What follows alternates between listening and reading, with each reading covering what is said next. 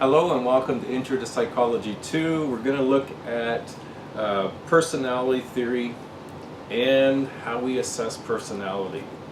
And in the first video here, what I'm going to do here is look at more at some of the history of looking at personality. So first we're going to define it. And then we're going to look at some of the theories that have been emerging from the past and how they've started looking at and considering what is personality. And then we'll move into part 2 where we'll look at a little bit more of the current perspective and look at assessments as well. So if you've ever wondered about your own personality and what is it and how do we get it, aren't we born with a personality? I'm hoping that through this video you'll get some sense about where it is or how it is and where it comes from. So good luck with this one, and I hope it's all been going well for you this semester.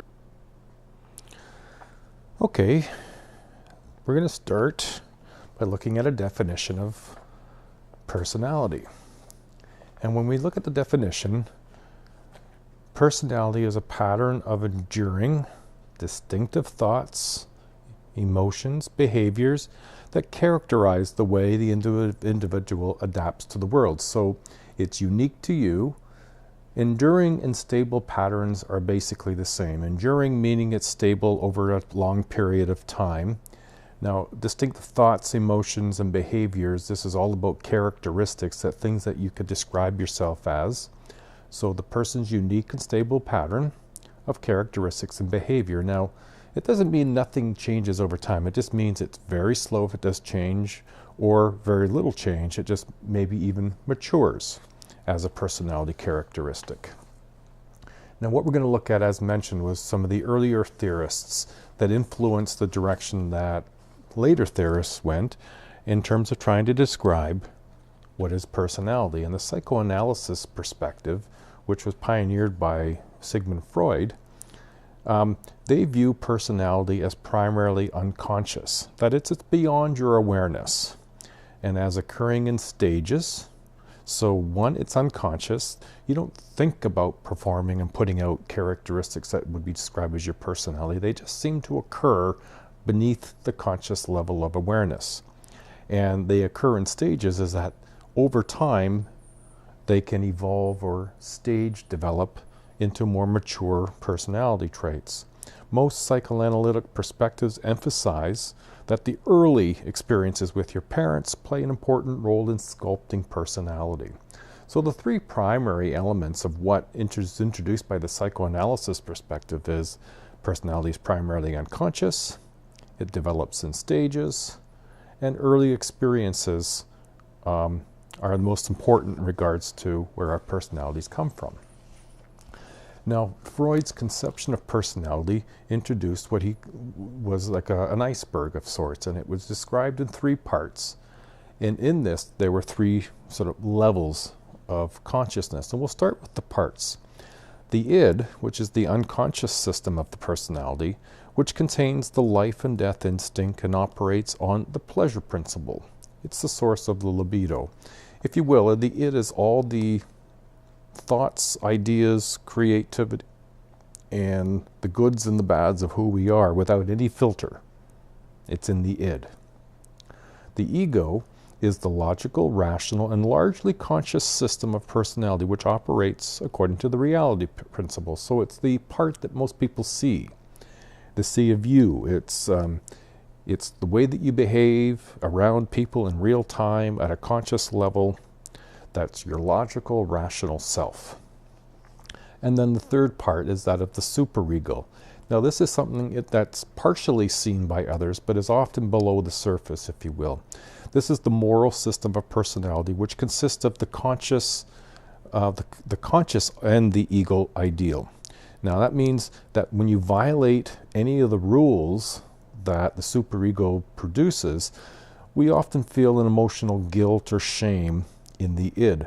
That's just meaning that if we set a rule that says this is how you treat people, and if we break that rule, we have some degree of shame associated with that, because the ego is what sort of sets the condition by which we live our lives.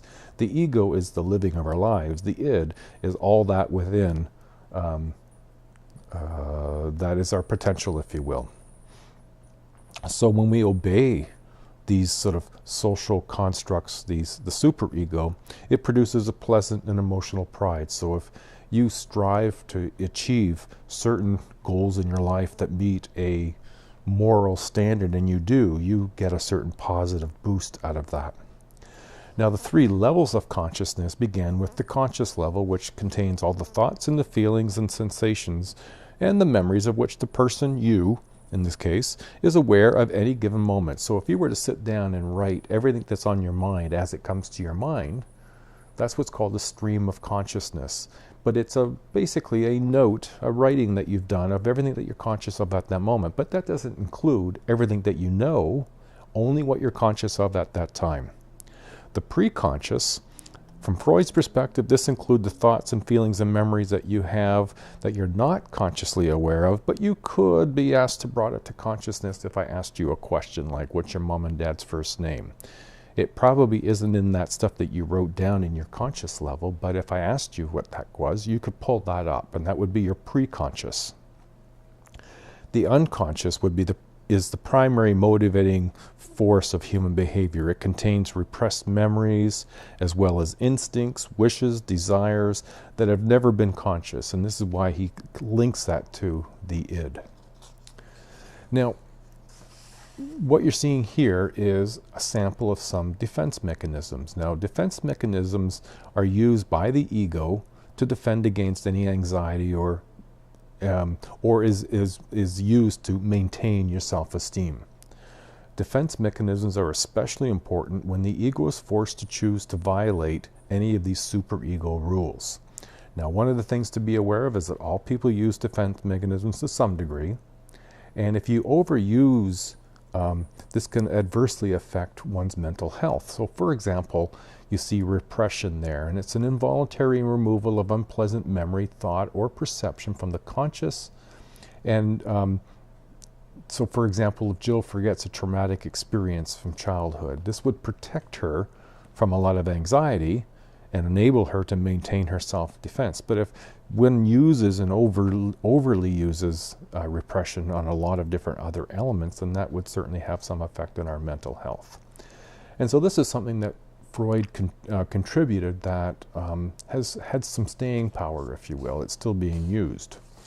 Now, what you're seeing here now is Freud's psychosexual stages of development. Now, I'm not going to go into a great deal of detail on this. You can find this in your textbook. But this is what he would say was a series of stages through which the sexual instinct develops, and each stage is defined by an erogenous zone in which there's conflict that arises: the oral stage, the anal stage, the phallic stage, the latency phase, and the genital stage. And this is where his theory around stages come through this. And it's based on, if you will, the success or the failure, the conflict that arises, and whether or not we resolve the conflict at each of these stages. And that what can happen is a potential fixation or arrested development at a particular stage based on either getting a lot of satisfaction from that stage or having a lot of frustration from that stage. And so potentially could cause some personality trait development and characteristics.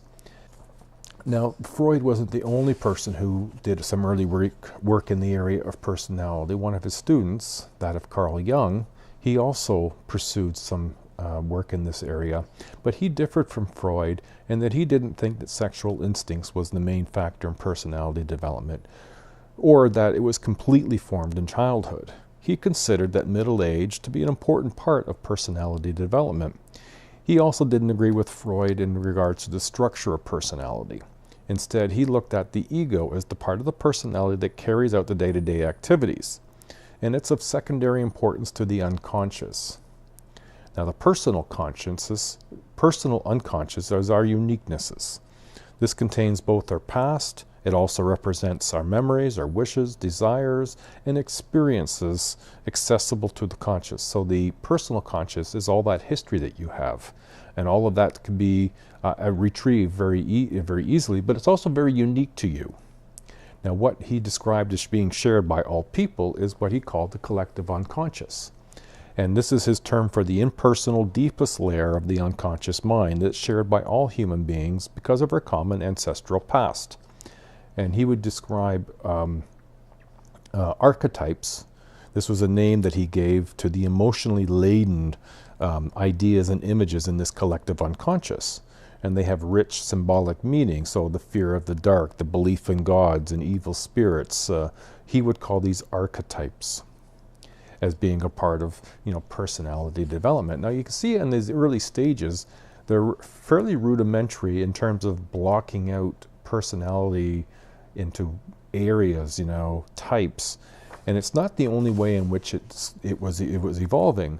Alfred Adler, he introduced and emphasized the unity of personality rather than the sort of separate warring compartments between id, ego, and superego, or the ego and the personal unconscious and collective unconscious, these sort of competing parts. He saw this as being a unified, that personality was unity and unified. There was a drive to overcome inferiority that was acquired through childhood motives for most behaviors. So, because we were unskilled and not as good as those adults around, there was an awful lot of that was motivating children to be overcoming this inferiority, and it motivated most behavior. People develop a unique style of life, he called it, at an early age, and that is used throughout life to achieve superiority.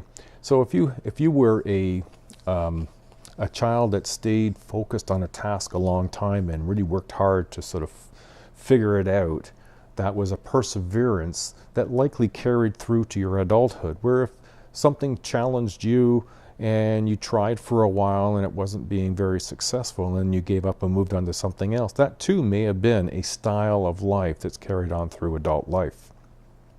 Now he looked at the conscious and saying that we can perceive the future. This is what we do with our consciousness. We can perceive the future and we can affect our own future goals. Thus, when he was saying that we could work throughout our life to achieve superiority, that we could see to the future what we would want and aim to set future goals. Now he described the inferiority complex as being an inferior feeling so strong that it could even prevent personal development. That if we've really felt that strongly about our inferiority, then that could really affect our potential development and our personal development. Now Karen Horney, she was a Canadian, and she didn't agree with Freud except for the significance of childhood experience. She saw that as important. Now the basic attitude towards life is something that she focused on, and this is, do you see you move toward life? Do you move against items or away from people? So this attitude about life, are you moving toward, against, or away? And however she saw personality developing over in one's life, she saw it as a continuous process over one's life. Her work centered on two main themes, that about neurotic personality and feminine psychology, and believed that men and women, to be psychologically healthy, had to learn to overcome the irrational belief about the need for perfection. And so her two main theories, or two main themes, neurotic personality, she didn't accept the id, the ego, and the superego, or the sexual instinct and the psychosexual stages. She stressed the importance of early childhood experiences, the cultural influences, and environmental influences on personality. So neurotics were frequently trapped in a vicious cycle in which their compulsive need to reduce basic anxieties led to a variety of self-defeating behaviors. These behaviors then produced more anxiety, and that continued the cycle. So personality could continue to develop throughout life. And so this has been a more of a theme that seems to start to emerge in these early theories, is that your personality can continue to develop throughout your lifetime. Now, her work in feminine psychology was really about, that men and women in psychological difficulties arise from a failure to live up to this idealized version of who women are supposed to be, and that overcoming the irrational beliefs about this need for perfection required for the psychological health for both men and women influence on the modern cognitive behavior therapies. And so this sort of unrealistic expectation of how we're supposed to be is one of the influences towards issues that we have as personality challenges. So what we'll do in the next video is look more at more current theories on personality. And what you really could take away from this is that personality theory really hasn't nailed down what is personality. These are different lenses looking at what personality is. And same with the personality assessments. We'll look at those in the next video as well. All right, thank you very much and good luck.